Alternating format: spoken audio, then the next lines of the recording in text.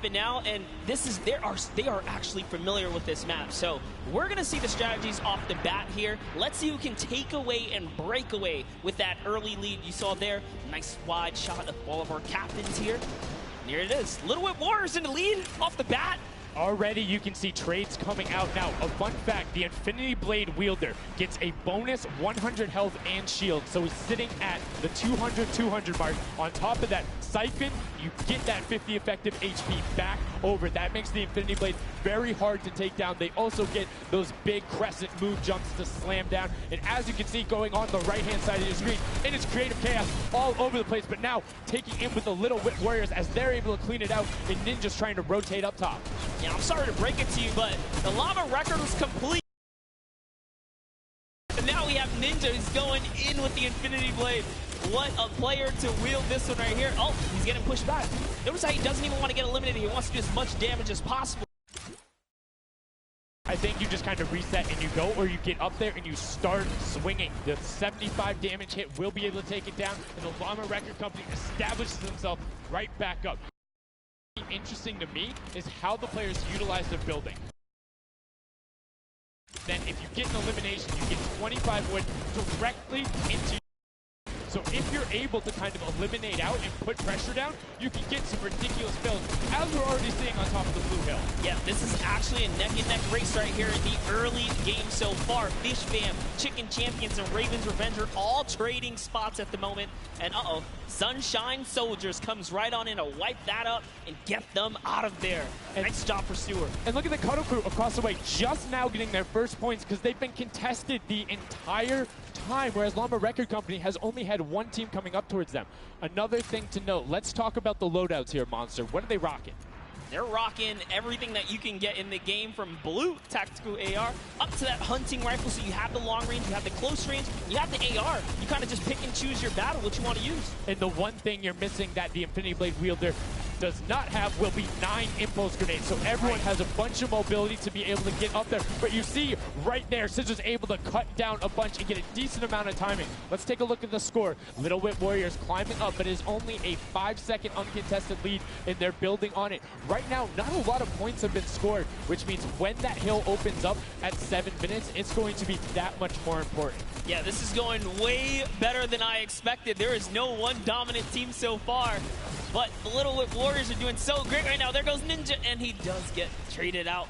Raven's Revenge kind of takes it back over. We'll go Taga's squad managed to hold it down for long enough to get their, points in. Don't forget, he has to clear out the point. If there's someone on it, you're not going to get anything. Right, and as soon as you're up there, teammates are not building for you, you're exposed for the entire map. Everyone else is able to see you. You can see El Rubius going in, but the double pack plus the Infinity Blade wielder of Hand of Blood. This Llama Record Company team is looking to go platinum with a great defense of their point. There it is, very nice. Finally starting to earn some points, trying to break that, triple digit. Hand of Blood, little fun fact right there. His dog...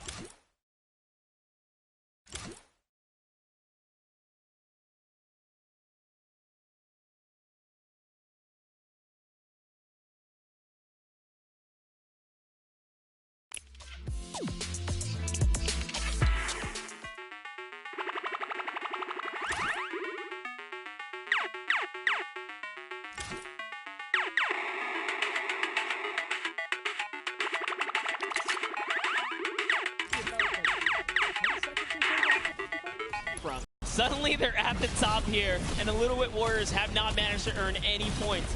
Sunshine Soldiers looking to kind of ruin that festival up top, but it's Tomoya. We touched with him with Pookie early on. He said, you know what, he chose his players, specifically because they're great at depth runs, but it looks like they battle it out too.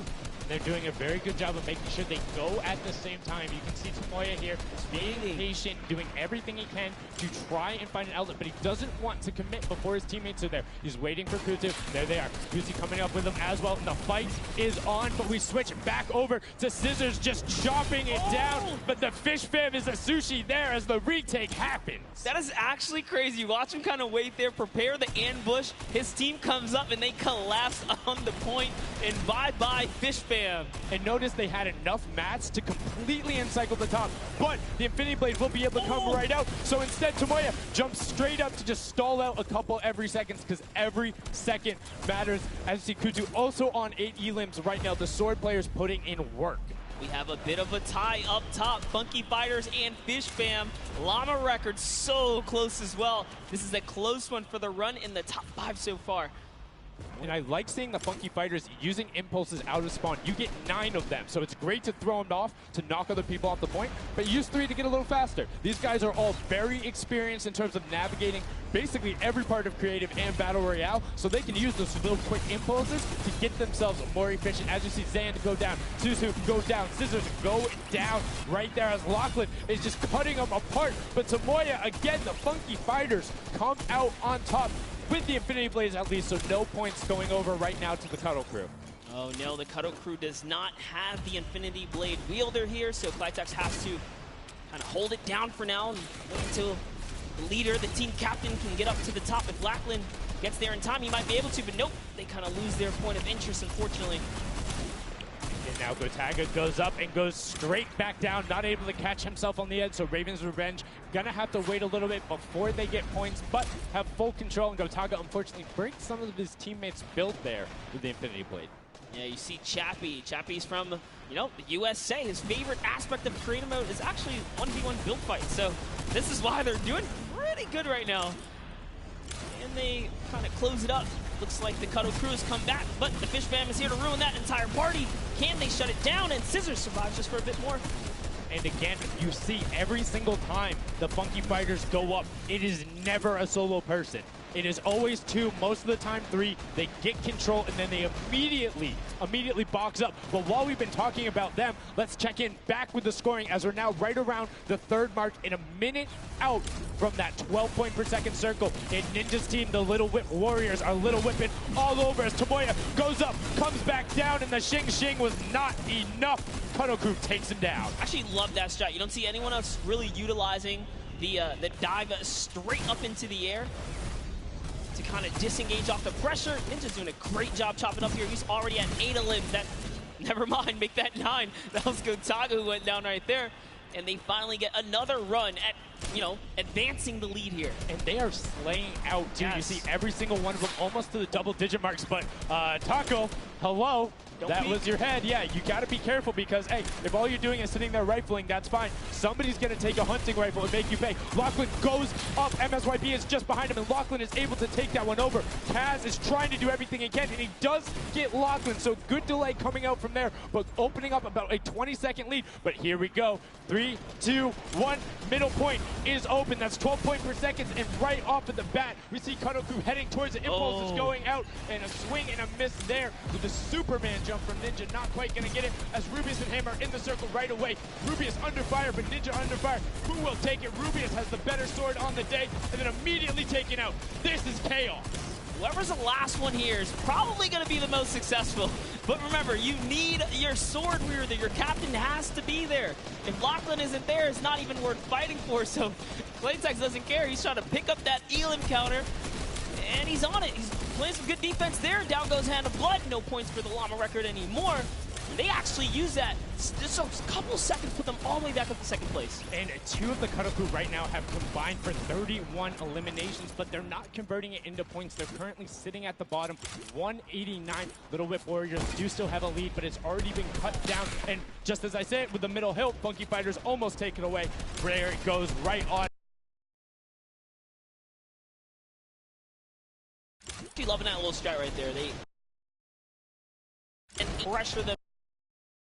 It's when you need somebody with a hunting rifle to start taking shots and saying, hey, pick on somebody else. If you look this way, you're going to have to respawn, because if you can get tags, great, but if you don't convert them and into anything, it's not worth it. As I just kind of stuttered, because Carnifex is sitting on 23 eliminations, Hand of Blood on 14 right there. That's why the Llama Record Company is ahead right now. Yes, and they were using that 4x bonus on Capture Point D, which is right in the middle. It only appears after the 7-minute mark. So now that we only have 5 left in the game, it's up to whoever can hit that 1,000 first or the timer runs out. But at this pace, I think the Fish Fam, the Funky Fighters, or the Llama Records are probably going to take it here. Yeah, the Sunshine Soldiers are also racking up points quickly. What's interesting to see is the Fish Fam are pretty much now uncontested as everyone has tunneled in on that center hill. But once you get later into the game, when you need to kind of go up a little bit more, consistent points end up winning out because everyone will turn their attention to the 12 points per second. You'll have impulses going down there, random hunting rifle shots, builds 24/7 because they see that tick happening. And look, as I say, all the sword players are down there, 2 of them going off, the tac shotguns being thrown up, walls everywhere, but it doesn't matter. Points aren't being scored right now. Yeah, they're trying so hard to get all the bonus points that the Fish Fam is just like stealing away the lead right now. But also, remember, if their teammates pick up elims, you get matched straight to your points, into your inventory. So they're able to fortify up there, and that's why they're just slowly growing. And you can actually fortify to prevent the impulses from going in or make kind of a wall to toss it in. As you see, Hand of Blood picking up his 16th elim, but hey, Scissors is chilling. Yeah, Pumpernickel it up, man. Pumpernickel it up. Yeah, let him know. Let him know. There we go. He's saying, hey, you guys, we'll stick to our strategy. Let's see if somebody goes to contest it. There it is right away. They go up, but all 4 of them, you don't want to run into this. They're ready and waiting. They know they have the lead right now. Oh, he's holding a trophy. Look at he's looking around, he's telling him to let him know, man, and that's what it's all about. They've opened up a 100-plus point lead, but no contention because everyone is tunneling on the bottom. Uh-oh. And I like this now. Now they're turning their attention outwards. Other teams kind of realize, wait a second, they're just up there scoring. Like, what can you do in this instance? They see the other scores. That leaderboard is running for them. What they have to do, if you're the Llama Record Company, you hold the middle and lock it down for that time. And then the second you get the lead, start running at the Fish Fam. Don't let them come anywhere near any point. Nobody else is going to catch you unless they get the middle. Everyone's attention is there right now. And the Llama Record Company now has the 100-point lead back in the span of just 10 seconds. It let their guard down one time, and suddenly Llama Record takes the lead as if Fish Fam wasn't just farming all those points. Nope, Fish Fam no longer have a free point. It is up to everyone to stop the Llama Record Company here because Hand of Blood has 17 elims and he's going for the middle now. He's got his team ready. Let's see what's he gonna do. Hits the vent, goes right in, nice and sneaky. Oh, he's still waiting. Look at the big brain plays. Comes out the collateral right there, and it's all his. The center point is his to earn points now, Sundown. It's so close. It's just a few more Gotta ticks. stop him. One more goes over, and that's it. Llama Record Co. takes the first match. Hand of Blood, Spenos, Alex JJ, and Carnifex are your match 1, set 1 winners right there. Incredibly impressive coming out.